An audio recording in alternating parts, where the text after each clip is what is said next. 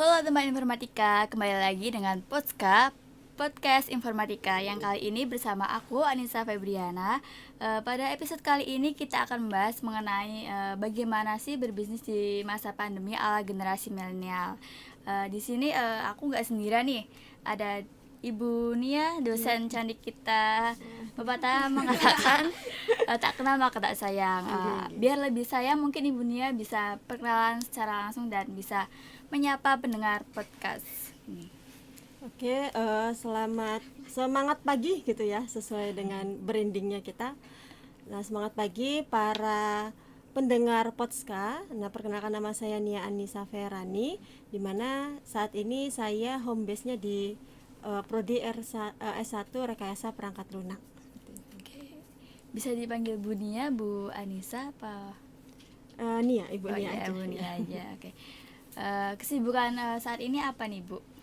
Saat ini saya selain sebagai ibu rumah tangga, pastinya dengan satu anak, lalu pekerjaan saya saat ini adalah dosen, pekerjaan di Tridharma, dan untuk struktural saya saat ini menjabat sebagai kepala urusan pengabdian masyarakat di LPPM ITTP seperti itu.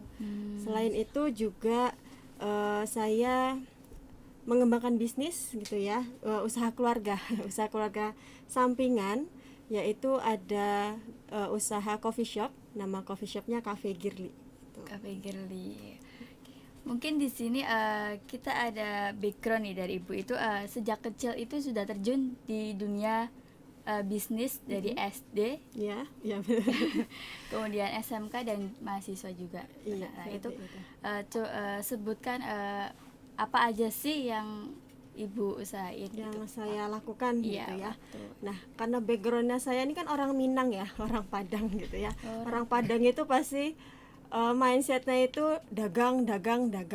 Nah, nggak tahu dari kecil tuh saya suka banget berjualan gitu ya, berdagang. Nah, pada saat SD itu kelas 1 SD itu saya sudah mulai dagang waktu itu. Dagangnya itu ikat rambut. Jadi kakak sepupu saya itu buat ikat rambut di rumah, saya bawa ke sekolah, saya jual ke guru-guru. Nah, itu waktu masih kelas 1 SD. Lalu berlanjut di kelas berapa ya, kalau saya tidak salah itu kelas 4, kelas 5 itu saya berdagang jajanan ke sekolah gitu ya. Terus agar-agar yang dibuat oleh ibu saya bawa aja ke sekolah seperti itu. Jadi ya untuk buat tambahan uang jajan seperti itu Ya, sih. sangat produktif sekali ya, Bu. Dan waktu mahasiswa itu apa sudah usaha juga apa? Oke, pas waktu saya S1, nah di situ saya merasa sangat sangat aktif sekali itu ketika S1. Jadi selain berkuliah, saya juga ngaslab gitu ya di laboratorium elektronika. Lalu beberapa usaha yang saya jalani. Nah, karena saya waktu itu masih mahasiswa, saya belum bisa nih usaha yang gede-gede gitu ya. Jadi saya mencoba untuk menjadi reseller, reseller parfum, reseller bahkan spray itu saya reseller itu gitu ya. Saya tawarkan ke tetangga-tetangga, parfum saya bawa ke kampus, bahkan saya minta ibu saya untuk masak sarapan. Kalau di Medan itu namanya, saya dari Medan ya, namanya nasi gurih, kalau di sini mungkin nasi uduk. Nah, saya minta ibu saya itu tiap hari masak nasi uduk agar saya bawa ke kampus gitu untuk saya jual. Lalu saya juga jualan minuman. Lalu waktu itu tim kita juga mendapatkan hibah PKM kewirausahaan. Jadi mahasiswa kan ada PKM ya, PKM kewirausahaan. Kita waktu itu mengajukan ide, karena saya basicnya fisika, jadi kita mengajukan ide proposal kita adalah martabak atom gitu. Alhamdulillah didanai. Akhirnya dari dana itu kita membuat sebuah wirausaha di belakang laboratorium kampus, kita jualan martabak atom gitu, dimana nanti shift gantian dengan teman-teman satu tim. Ya banyak sih, jualan pulsa ya, segala macam saya jual kayaknya. Kalau teman saya bisa saya jual, mungkin saya jual gitu. Oke. Gitu. Sangat produktif sekali dari Iya, pas kecil zaman hingga, S1 iya. itu saya senang sekali berdagang seperti itu gitu. Emang dari basicnya dari keluarga diajarkan seperti itu apa gimana Bu? Kalau dari keluarga sih enggak ya, karena ayah saya seorang bapak saya seorang wira swasta, mama saya itu ibu rumah tangga. Jadi tidak ada diajari basic dagang gitu. Mungkin tapi kalau di keluarga saya yang lain, om saya, beberapa keluarga saya itu berdagang di Tanah Abang seperti itu. Jadi mungkin karena ada darah Minangnya itu ya. Jadi itu suka berdagang seperti itu. Iya. Oke, dilihat dari background yang disebutin oleh Bunya ini kayaknya bakal relate banget nih sama pembahasan kali ini. Oke, tanpa basa-basi lagi mungkin aku mau tanya nih soal coffee shop gitu Bu. Oh iya. Oke, mungkin bisa memperkenalkan dulu coffee shop itu seperti apa dan letaknya di mana sih? Oh gitu. Ini sekalian promosi ya. Nah jadi saya aslinya Medan, terus di sini ikut suami. Nah suami saya orang Purbalingga. Tepatnya kalau rumah saya itu di pinggiran Sungai Kelawing. Kalau teman-teman tahu jembatan Linggamas yang dari Sokaraja menuju ke bandara yang baru, itu kan ada jembatan yang gede sekali. Nah di bawah jembatan itu ada tempat wisata, namanya wisata susur sungai. Kalau teman-teman turun setelah melewati jembatan dari arah Sokaraja turun ke bawah itu ada wisata susur sungai. Nah kebetulan wisata susur sungai ini itu berada di belakang rumah saya seperti itu. Nah awal mula kenapa menciptakan coffee shop ini itu dikarenakan ini awalnya di rumah saya itu ya, suami saya terus abang ipar saya itu setiap hari itu banyak sekali tamu yang datang ke rumah, pagi, siang, malam sampai subuh itu tamunya banyak sekali gitu ya, dimana mayoritasnya pasti ngopi. Jadi kalau tamu datang pasti kita ngopi gitu ya. Untuk tamu aja itu bisa menghabiskan itu bisa sampai 5 kilo atau 5 kilo kopi satu bulan. Lalu gula juga ya. Jadi sangat banyak sekali karena mayoritas penduduk di sana itu sukanya ngopi sambil ngobrol. Dan entah kenapa itu di rumah itu tuh kayak jadi base campnya orang-orang untuk datang ngobrol seperti itu sampai pagi. Nah berdasarkan dari hal itu akhirnya kita rembukan gitu ya. Nah di keluarga akhirnya di belakang kan ada wisata susur sungai nih gitu ya, terus ada lahan seperti itu, bagaimana kalau dimanfaatkan ya buat coffee shop aja seperti itu, selain untuk mungkin pelanggan. Nah tamu-tamu yang datang ke rumah itu bisa dialihkan ke coffee shop tersebut gitu. Yang di awal mungkin kita ketika tamu datang kita harus banyak menyiapkan kopi, gula setiap bulannya. Nah ini akhirnya menjadi pemasukan seperti itu kalau ada coffee shop seperti itu. Sejak kapan Bu itu usaha dirintis? Di tahun 2019 Oktober 2019 iya. Sudah lama ya Bu. Sebelum pandemi. Untuk coffee shop itu yang mengelola itu dari ibunya sendiri, dari sama keluarga atau karyawan? Nah untuk coffee shopnya sendiri karena kita juga di rumah itu bekerja ya, akhirnya kita menarik itu ya pemuda-pemuda setempat yang sekiranya bisa untuk menjadi bartender Barista. Barista ya, untuk menjadi baristanya gitu. Jadi banyak sekali pemuda-pemuda di tempat kita itu yang mungkin belum bekerja. Jadi kita latih, kita bawa. Jadi sebelum membuka coffee shop kita juga harus ini dulu ya, belajar dulu tentang coffee shop. Jangan asal-asal buat kopi. Akhirnya karena kita kenal dengan pemilik ini, kalau teman-teman tahu Suluk yang arah Purwokerto arah ke atas ya dekat Unsut. Nah itu kan ada coffee shop Suluk gitu ya. Nah kita bawa baristanya kita atau pemuda-pemudanya kita untuk dilatih dulu di situ untuk bagaimana cara pembuatan kopi yang benar seperti itu, lalu membuat kopi yang sesuai dengan aturan pembuatan kopi lah seperti itu. Yaudah, untuk pemudanya kita latih di sana di Suluk oleh baristanya di sana, langsung dilatih beberapa minggu. Setelah itu baru siap membuka itu Cafe Girly. Kenapa nih Bu kok namanya Coffee Girly? Cafe Girly gitu ya.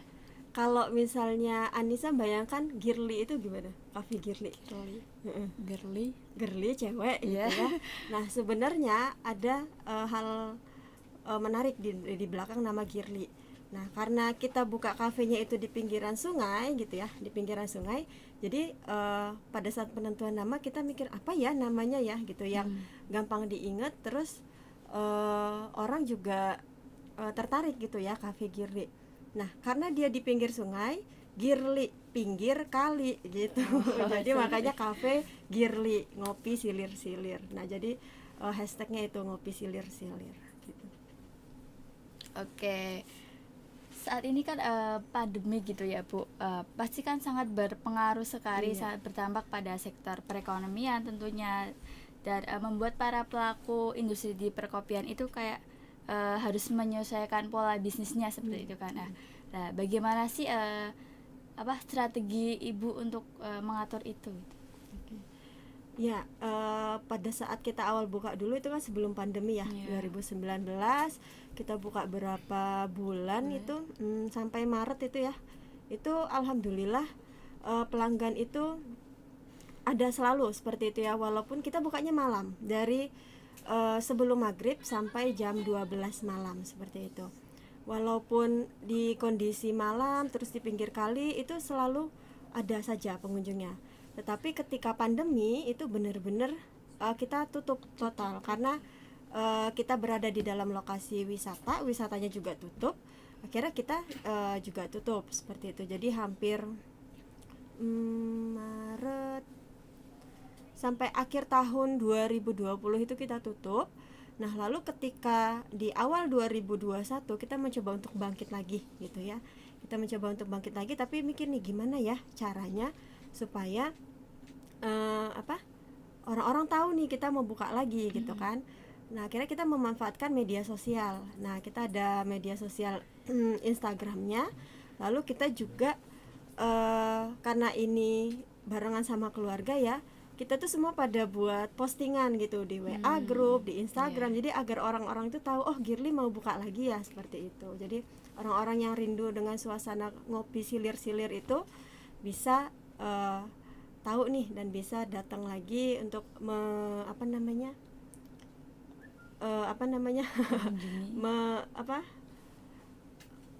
bisa ngopi di situ lagi lah gitu ya. Okay.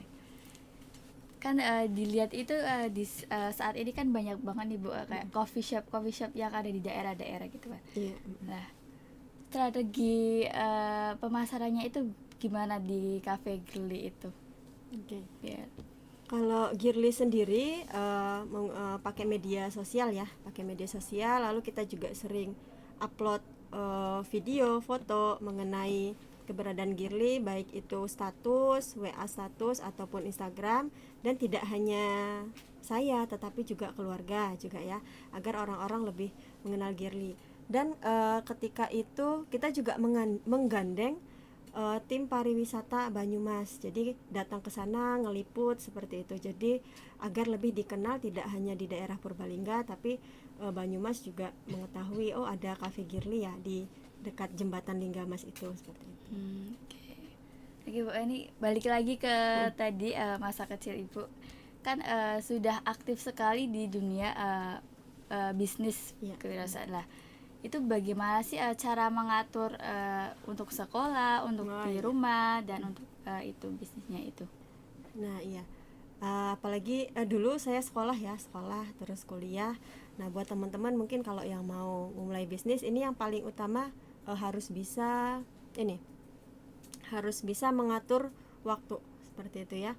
Kalian sudah membuat jadwal harian, kira-kira ada jadwal harian, ada jadwal mingguan. Jadi kalau jadwal harian itu kalian setnya di malam hari sebelum memulai hari esok. Besok saya jam segini mau apa ya, jam segini kuliah, oh jam segini bagian saya untuk jaga martabak atom, oh bagian segini saya harus ini, bagian ini setelah saya kuliah ini saya harus kesini untuk ngambil stok barang. Jadi udah benar-benar disusun di malam harinya. Bahkan sampai sekarang itu masih saya lakukan ketika bekerja. Jadi malam hari atau di pagi hari sebelum berangkat sekolah, sebelum berangkat kerja, saya tetap membuat list itu. Hari ini apa saja yang harus dilakukan. Lalu nanti setelah kita lakukan kita centang, kita checklist gitu. Nah itu kan di zaman dulu saya masih pakai buku. Mungkin teman-teman kan sekarang udah ada gadget ya, HP gitu ya. Bisa buat list itu di HP, lalu bisa dicentang mana-mana saja yang sudah dilaksanakan seperti itu. Nanti dari agenda harian itu kita evaluasi setiap minggunya, ini agenda mana kok yang saya sering tidak terlaksana ya gitu ya. Kita evaluasi karena apa ini tidak terlaksana, apakah karena saya yang faktornya saya pribadi atau ada faktor dari eksternal yang tidak bisa kita hindari. Jadi ada evaluasi mingguan juga seperti itu. Oke, ya. Kebanyakan mahasiswa saat ini kan rebahan gitu ya Bu, males-malesan, Iya. mager-mageran gitu. Oke. Dulu itu Ibu pernah nggak sih ngerasa kayak capek nih, gimana ya caranya kok biar bisa sukses, apa gimana sih caranya? Oke. Maksudnya capek dalam istilah capek dengan yang biasa-biasa aja ini, atau capek karena sudah melakukan banyak aktivitas kan? Ya capek kayak ya apa dalam usaha itu pernah merasakan tidak gitu? Oh iya, pernah. Pernah ketika saya apa ya, ada satu waktu saya ngerasa kok kayaknya di ya apa ya gimana, jadi selain saya kuliah, saya ngaslab, saya dagang, malam itu saya juga ngajar privat seperti itu. Jadi di satu sisi capeknya itu ngerasa gini kok, jadi saya berangkat itu dari pagi, pulang ke rumah itu jam 10 malam seperti itu. Nah, capek di fisik sih sebenarnya, tapi kalau di hati saya senang-senang aja sebenarnya, karena ya saya senang melakukan pekerjaan itu. Jadi saya melakukan hal-hal yang saya senangi karena memang keinginan saya, bukan keterpaksaan dari siapapun saya melakukan itu gitu sih. Ya capek di fisik aja paling ya. Kalau udah suka jalanin aja. Iya, gitu. kalau udah suka pasti dijalani aja. Iya, seneng. Memang kadang ada titik, aduh aku capek nih, mungkin capek fisik atau apa, ya healing dulu, healing kalau zaman sekarang healing gitu ya. Nah healing, jadi biasanya tuh weekend itu saya sering naik gunung bareng teman-teman lab. Itu saya suka sekali kalau misalnya di akhir bulan atau di minggu-minggu tertentu kita healing bareng teman-teman ke alam. Nah itu kalau saya healingnya seperti itu. Tapi kalau misalnya teman-teman mahasiswa yang lain bisa dengan healing yang berbeda-beda. Dari bisnis ini kan pastinya ada untung dan rugi ya gitu ya Bu. Iya. Bagaimana sih cara antisipasi kerugian seperti itu? Oh iya. Pasti pernah, kalau ketika untung senang, tapi ketika rugi pasti wah kok bisa ya gitu ya. Nah jadi saya selalu misalnya ini kita punya modal gitu ya, walaupun nggak gede kita punya modal, terus ketika kita mendapatkan keuntungan kita sisihkan kita sisihkan hasil pendapatan kita untuk modal dan dipisahkan untuk keuntungan seperti itu. Nah keuntungan itu kita bisa pakai untuk keperluan kita, dan ada yang disimpan juga untuk dana cadangan. Sewaktu-waktu kira-kira usaha kita lagi nggak oke nih gitu ya, kita masih ada dana cadangan seperti itu. Karena kita tahu usaha tidak seterusnya bagus ya, pasti ada juga masa downnya seperti itu. Oke. Selanjutnya nih Bu, bagaimana sih cara menumbuhkan minat bagi berwirausaha bagi mahasiswa? Apalagi kan kita kan dari teknik seperti itu. Oke. Gimana sih kalau mahasiswa pengen usaha gitu ya? Nah yang pertama kalau dari saya ya, berdasarkan pengalaman, yang pertama teman-teman itu harus pilih bidang yang sesuai teman-teman sukai gitu ya, yang teman-teman sukai. Kalau teman-teman saat ini berada di di bidang teknik gitu ya, dan teman-teman menyukainya, nah manfaatkan apa yang teman-teman suka itu. Saya ada beberapa mahasiswa yang saya tahu mereka bahkan sudah memiliki perusahaan IT sendiri. Wow. Nah anak ITTP juga gitu ya, mungkin teman-teman kenal beberapa, tapi saya tidak sebut nama ya. Mereka itu mulai merintis usaha IT-nya sendiri, baik itu dari penyewaan hosting atau pembuatan aplikasi. Jadi sudah mendapatkan ilmu nih di kampus mengenai aplikasi, IT, website. Nah mereka berjualan itu. Berjualan apanya? Berjualan jasanya. Mereka menawarkan jasanya mereka atau keahliannya mereka di dalam bisnisnya. Jadi seperti tadi ada tentang bisnis IT, mulai dari startup mahasiswa saya, bahkan ada yang bisnis laundry antar jemput, tapi dia pakai aplikasi. Nah, jadi memanfaatkan aplikasi itu untuk usaha laundrynya dia. Jadi bareng teman-temannya itu membuat sebuah aplikasi untuk memudahkan ya pengorderan. Terus ada sistem antar jemputnya juga, karena kan sekarang pandemi ya. Nah, pandemi mereka juga menyediakan sistem antar jemput. Jadi benar-benar memanfaatkan bidang IT-nya seperti itu. Lalu kayak ada teman-teman yang dari DKV mungkin ya, mereka punya keahlian di bidang podcast atau seni gambar, seni video. Nah, itu bisa mempromosikan dirinya atau menjadi freelancer juga bisa. Nah, mencari banyak sekali tuh di website freelancer bidang-bidang yang sesuai dengan IT. Misalnya kalau teman-teman mau usaha nih, tapi karena pandemi nggak bisa keluar, di rumah aja, bisa memanfaatkan situs-situs yang freelancer itu. Misalnya ini freelancer UI UX, UI UX atau freelancer fotografi, jadi macam-macam. Jadi tetap mau usaha tapi bidang ilmunya itu tetap dapat seperti itu. Oke. Mungkin kan salah satu kendala bagi pemula di bidang usaha ini kan salah satunya itu modal gitu ya, Bu. Iya. Nah, gimana sih cara untuk bagi pemula ketika ingin membangun suatu usaha itu dari nol? Oke. Pengen membangun usaha tapi dari nol seperti itu. Nah, di era sekarang ini kita bisa memanfaatkan yang pertama gitu ya, teman-teman bisa ini dulu, searching dulu atau tahu dulu nih keinginannya mau apa, kesukaannya apa.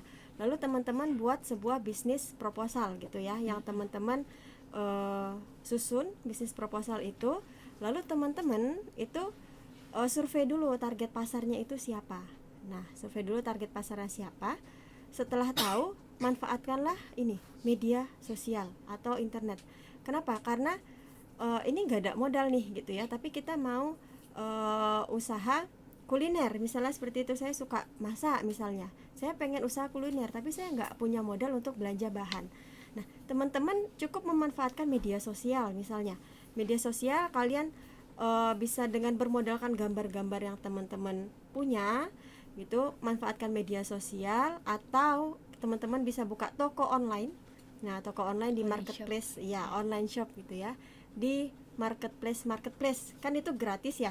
Ada banyak sekali marketplace, teman-teman bisa buka toko. Teman-teman nggak usah harus sewa toko, nggak usah punya pegawai, nggak usah namanya stok barang gitu. Teman-teman cukup punya marketplace aja. Di situ teman-teman bisa membuka tokonya seperti itu, tanpa harus seminimal mungkin kita mengurangi modal seperti itu.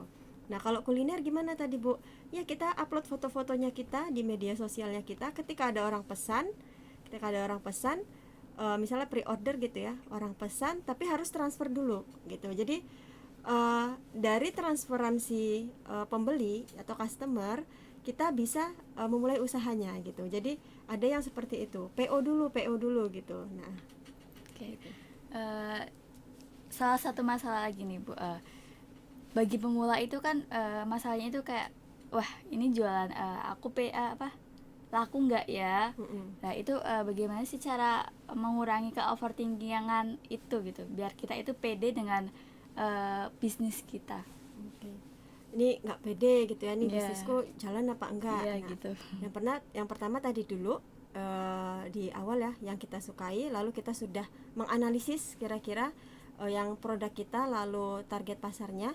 Nah, ketika sudah menjalankan ketiga itu, tanpa babi jalanin aja gitu ya. Jalanin aja. Kalau kita berpikir laku nggak ya, ada yang beli nggak ya, ya mikir, pasti ya udah mikir terus tanpa harus ada actionnya. Kan kita nggak tahu ini produk kita laku atau enggak tanpa kita sudah memulainya seperti itu. Yang intinya yang pertama itu tadi, kita melakukan yang kita sukai, lalu kita analisis bisnis produknya kita ini kira-kira layak nggak, kan kita yang tahu ya, oh ini layak ini bisnisku atau ini produkku layak gitu ya. Setelah kita sudah yakin itu, lalu target pasarnya kita tentukan, setelah itu langsung action aja gitu. Action. Nah, jangan berpikir-pikir panjang lagi, takutnya nanti aduh idenya udah keduluan sama orang seperti itu. Iya, oke.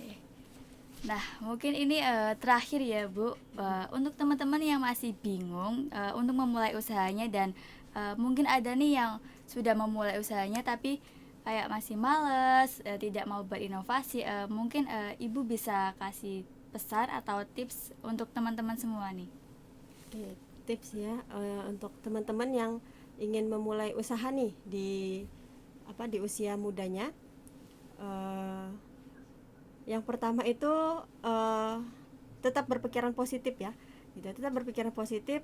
Kalau teman yang lain aja bisa gitu ya berusaha, kenapa saya nggak bisa? Saya pasti bisa juga gitu ya, karena kan kita diberikan waktu yang sama 24 jam sehari. Yang pertama positif dulu, positive thinking. Lalu untuk mengurangi magernya gimana gitu ya. Aduh mager nih gitu ya. Itu balik ke pribadinya masing-masing ya. Tapi kalau misalnya ada tuntutan, kalau misalnya ada tuntutan ekonomi atau merasa pengen sesuatu, misalnya kalau dari segi ekonomi oke-oke aja, tapi pengen ada sesuatu nih yang dicapai, atau aku pengen beli sesuatu, jadi buat dulu impiannya teman-teman gitu ya. Buat dulu list impian, ya aku pengen ini ya, pengen ini. Nah, cara aku mewujudkannya gimana ya?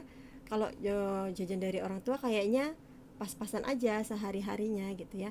Jadi tentukan dulu list apa yang kalian inginkan, lalu kalian setelah punya list itu, setelahnya kalian pasti akan membuat to-do-nya.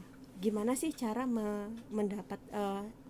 gimana sih cara menuju impiannya atau list-listnya tersebut, seperti itu. Ada juga yang mulai bisnis cuman untuk ikut-ikutan aja sama teman, seperti itu. Nah, itu nggak apa-apa, yang penting dari dirinya itu sudah ada keinginan untuk mulailah walaupun cuman ikut-ikutan gitu ya. Lalu konsisten. Nah, yang paling penting itu konsisten ya. Jadi ketika teman-teman melakukan sebuah usaha atau berbisnis, intinya itu konsisten. Ada masa pasang surut, naik turun. Nah, ketika masa-masa seperti itu teman-teman tidak konsisten gitu ya, itu bisa saja bisnisnya teman-teman itu hilang begitu saja gitu ya. Jadi tetap konsisten, tetap kerja keras ya. Tetap kerja keras, tetap semangat. Intinya kalau misal kalau yang kaum rebahan, coba deh minimalisir. Iya, kalau yang rebahan, misalnya kaum rebahan, coba deh bayangin kira-kira kalau misalnya teman-teman punya penghasilan sendiri gitu ya. Oh, aku bisa nih beliin sesuatu buat orang yang aku sayangi, ke orang tua misalnya, atau ke pacar misalnya ya. Nah, itu bisa menjadi suatu impian, karena salah satu dulu kenapa saya giat gitu ya, impian saya itu kecil. Saya tuh suka neraktir gitu ya, suka beliin jajan adik, keluarga, sepupu, bahkan neraktir di rumah. Nah, impian saya tuh itu aja, menyenangkan orang-orang di sekeliling saya waktu itu ya. Jadi gimana nih caranya saya menyenangkan orang-orang di sekeliling saya? Tidak hanya dengan kita bersikap baik terhadap keluarga, tapi ada hal tambahan. Oh, aku ini senang nih makan-makan bareng keluarga. Nah, ketika saya sudah mendapatkan penghasilan, saya bisa melaksanakan keinginan saya itu rasanya itu terbayar, capeknya kita terbayar. Jadi mungkin dari teman-teman bayangin dulu kira-kira apa ya yang bisa membuat teman-teman bahagia, mungkin menyenangkan orang-orang di sekitar teman-teman. Caranya gimana ya? Mungkin kalau aku belajar rajin, orang tuaku senang. Nah, itu juga cara. Tapi kalau teman-teman ingin berbisnis, intinya satu, impiannya dulu apa gitu, atau tujuannya apa ya, kenapa aku berbisnis. Kalau untuk mendapatkan uang sudah pasti ya gitu ya, tapi ada pasti impian yang membuat kita senang gitu ya. Kalau saya sih salah satunya waktu itu saya suka membahagiakan orang-orang di sekeliling saya, walaupun cuman beli sate atau apa, itu saya sudah senang sekali gitu, bisa mentraktir ponakan, adik, keluarga, seperti itu. Jadi tentukan dulu impian yang bisa membuat teman-teman bahagia gitu ya. Jadi supaya nanti dari mager itu jadi ada semangat seperti itu. Oke.